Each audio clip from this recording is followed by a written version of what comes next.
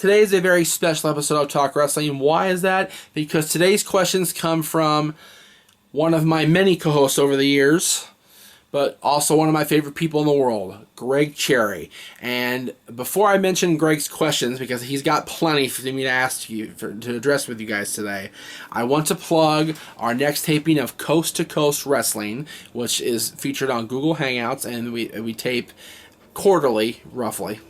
We're going to be taping Rumble weekend, the weekend of the Royal Rumble. Probably Rumble Sunday, actually, because that's Greg's favorite pay-per-view of the year. So we're going to have a Rumble-themed, probably, episode with Rumble topics, and we'll talk about the pay-per-view coming up that Sunday, that day, whatever the case may be. And we're just going to get right into all that. So check us out. It'll be plugged on NoDQ.com. It'll be probably on the NoDQ channel in all likelihood. So be on the lookout for that. Mid to late January, I think, is when it's going to be. I'm not sure exactly what. It'll be Rumble weekend, if not a little bit sooner. So be on the lookout. All right, Greg, here we go. Do you think WWE fans are too quick to reject something before it can even get over, i.e. the League of Nations or the New Day, even though we disagree on them? Yeah, Greg, I disagree on the New Day, because Greg likes the New Day, and I don't. Although I did give them credit on our recent Talk Wrestling. So, I think the typical WWE fan, the fan that WWE is trying to court, is very quick to judge something with a knee-jerk reaction more than give it time to develop. League of Nations is an example of something that was, in my opinion, thrown together, but is actually not going all that badly. I think it's going very well. I think that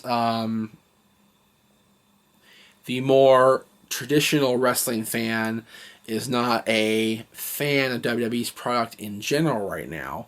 So I think that we, myself included, are very quick to dismiss something we don't like right away. I think that it's just it's a sad state of affairs when WWE is trying everything, just throwing shit at the wall, and nothing is sticking at all. But I think the casual fan is also not drawn into things like the New Day and the League of Nations, because there's New Day, there is staying power, but League of Nations, not so much, in my opinion. I guess my show, of course, my opinion.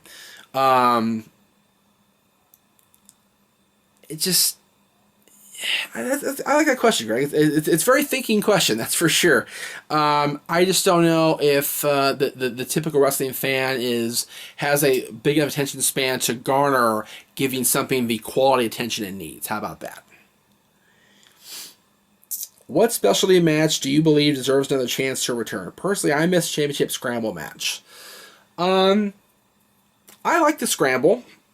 I like the Scrambles and Unforgiven when they had them, whenever it was that a couple years that they did that. That was when Jericho became world champion after Punk's injury. I liked. See, the thing is, they do most of the special matches. They do them every year at TLC or Hell in a Cell or Elimination Chamber or Money in the Bank, or they have most of the gimmick matches still in place. I did like the Scramble, though, so I will agree with you, Greg. The Scramble match should be brought back at least once a year, since there's enough people in the Intercontinental Championship pool or the U.S. Championship pool. Maybe have one of each of those be defended in a Scramble match at a September or July pay-per-view. There you go. Do you believe a main roster feud for Kevin Owens and Sami Zayn can happen over the Intercontinental Championship? I'd like to see that. That'd be awesome. Owens has had recently a run with the Intercontinental Championship and it did very well. Sami Zayn is coming back, or he's already back, on the UK tour for NXT. So, I could definitely see him coming back and, going into the main roster finally and really putting a solid challenge for Owens. Whether Owens is Intercontinental Champion or not, I think they'll have a great main event, main roster feud regardless of a championship being on the line or not, because those two guys have the chemistry. They've had the chemistry for years and years and years. We saw them come up in Gorilla together out here in California. Of course, Ring of Honor, they're a huge feud there. They can have a feud over any championship, honestly, even the world title, because it would just be that awesome to see. Is TNA ever going to be stable enough to find a home, or have they soured TV markets to wrestling since Destination America will become a paranormal channel in late 2016? Well, they're going to be on Pop, which is a... I actually watch Pop because I like the How 2-0. Isn't that awful? Some of my shows are rerun on that channel also. My other shows that I watch. I think TNA, I've been watching the last couple weeks. They're doing okay.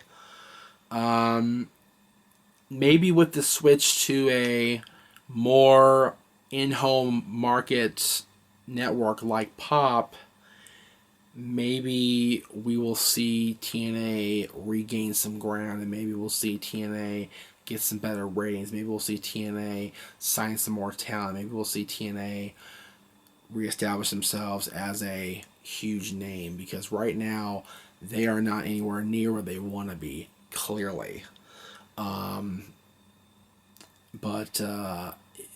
They have the potential. They've got a great talent pool on that roster right now. They've got EC3. They've got the Hardys when Jeff's healthy. They've got Eric Young. They've got maybe Kurt Angle coming back, maybe not. They've got all this great talent in the X division and the Knockouts division and even the tag team division. The Wolves are awesome. But they just can't seem to find the right ingredient to get themselves over the hump of the stigma that's been laid down upon them since the arrival and the departure of Hulk Hogan. So hopefully this move to a new network in January will boost them in the butt and give them a better opportunity to showcase what they can do. Because I honestly missed, I should say, because I'm watching it now. I missed watching TNA every week. And now I'm glad I'm watching it again, because it's actually gotten very good. What are your thoughts on the WWE rumors of heavy interest in Jay Lethal? I would love to see Jay Lethal get a WWE run, because Jay Lethal has always been good. And he started out as a comedic character. He was Black Machismo. He was doing the Ric Flair imitations also. But he has really come into his own as the guy in Ring of Honor. He's been world champion for a few months now. He was the longest reigning, by and large, the longest reigning world television champion that company will probably ever have. He was champion for a year and a half, and only lost because Roderick Strong just became a juggernaut toward the end of 2015 and defeated Jay. I can't. Part of me says yes, I'd like to see Jay Lethal in WWE. And part of me says no, don't book him there. Don't let him go there. They'll ruin him. They'll take him and strip him down to this bare bones nothing and probably saddle him with a New Day and just turn him into a joke. So the more dominant side on those two spectrums is no, don't let him be in WWE. He's mentioned he'd like to go there, but I don't see WWE really giving him a fair shake. So hopefully he stays in Ring of Honor and can be showcased as their world champion. With TLC in December, which recently happened, what is your favorite tables match, favorite ladder match, and favorite TLC match of all time? My favorite tables match involves the Hardys and the Dudleys from Rumble 2000. It was the first ever tag team tables match. And I just remember all four of those guys pushing themselves to the limit and really just tearing shit up. And I remember the balcony dive off at the Garden from Jeff Hardy onto, I believe it was Bubba at the end, but I don't remember for sure. Isn't that awful? It was one of the Dudleys. And that was just an awesome tables match. Ladder match, probably. I would have to say the Triangle Ladder match from WrestleMania 2000, probably because it's the first ladder match I ever saw live. And that was awesome. It was the Hardys, Dudleys, and Christian, of course, at WrestleMania 2000. Again, those two teams plus Edge and Christian. Just what can I say about that match that hasn't already been said over the course of the last 15 years? Just a tremendous three-team extravaganza. And favorite TLC match? I mentioned this talking with Aaron on the TLC Predictions show, but John Cena and Edge is one of my favorites. Probably my favorite singles TLC match. That match had such story and such a build, and built and built and built to something that meant more than the championship, more than the hometown of Edge and the possibility that Cena would have to leave Raw forever, more than the personal rivalry that had been built up between them since Cena got cashed in on at New Year's Revolution earlier in the year. This match was everything a pay-per-view main event should be. By far. One of the best ever. My favorite TLC match I ever saw live was TLC 3 between the Hardys, the Dudleys, Edge and Christian, and Chris Benoit and Chris Jericho at SmackDown on May 24th, I believe it was, 2001. Tape for SmackDown later that week. That was the SmackDown that Vince announced Triple H had torn his quad the night before on Raw. And Vince put Benoit and Jericho in a TLC match with the three established TLC teams. And Benoit and Jericho came out on top and retained the championship. And it was just an awesome match to see live. Very brutal. Very, very gritty. But awesome to watch. No question about that. What do you think needs to be done to shake up the Raw product besides the obvious taking it back to a 2-hour show? Well, I mentioned this earlier with another show I did, and that was the influx of new talent. And what I mean is, yes, there's people in NXT that can be called up, and yes, there's people that are on the main roster that can be tweaked around a little bit and given more to do, but there's also such a large number of wrestling promotions in the country, in the world, that WWE can pull from and sign from and showcase talent from, that we're sick of the Roman Reigns, we're sick of the Sheamuses, we're sick of the Cenas and the Ortons and, all these guys we've seen forever.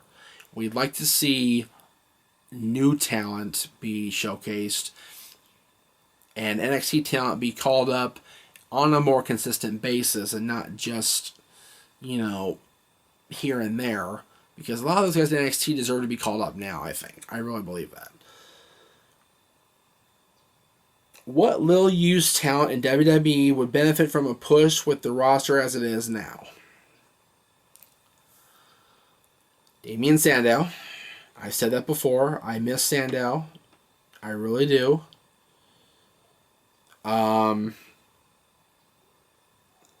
I miss Sandow being on the main roster. He was at a house show, I guess. He was at the live event the other night, and he got a huge pop, which is awesome. I'd like to see Curtis Axel be used more. I'd like to see really anybody. Cesaro, of course, when he's off injury. Tyson Kidd when he's off injury. Golly. There's so much, like I said, there's so much talent in WWE, in NXT, that can be signed from TNA, that can be signed from Ring of Honor, that can be signed from Japan, and signed from Mexico, that, with the roster it is right now, any one of them can be called up or pushed differently or pushed this way or pushed that way and really be showcased as a huge name talent. And I think that Cesaro's at the top of that list, but also Sandow, also Axel, The Miz. I think The Miz is a joke right now, and he could be pushed better. Neville deserves a better push. He's getting that thing with Miz right now. It's kind of interesting. We'll see how that plays out. Just anything. It really could be anybody on the roster if pushed the right way. All right, Greg, there you go. Thank you for your help, my brother, as always. Don't forget to check out Coast to Coast in January with our Rumble memories and predictions, and we will see you guys next week with more Talk Wrestling.